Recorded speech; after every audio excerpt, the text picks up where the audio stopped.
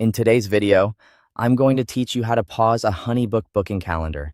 If you need to temporarily stop clients from booking a session without deleting it completely, HoneyBook gives you a simple way to do that by adjusting the session's availability. This is useful if you're fully booked, taking time off, or just not ready to accept new appointments for a specific service.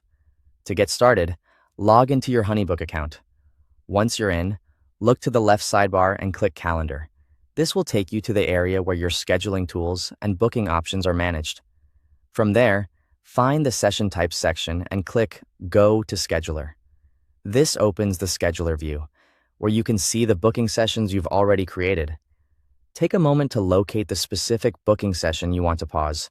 Make sure you choose the correct one, especially if you have multiple session types for different services or meeting lengths. Once you've found the right session, open the session settings.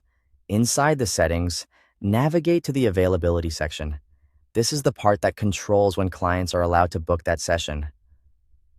To pause the booking calendar, you'll need to make the session unavailable.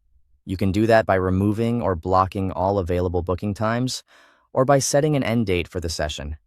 Either option works, and the best choice depends on whether you want the pause to be temporary with a clear cutoff, or simply inactive until you update it again later. After making those changes, review the updated availability settings carefully. This is an important step because even one remaining time slot could still allow a client to book.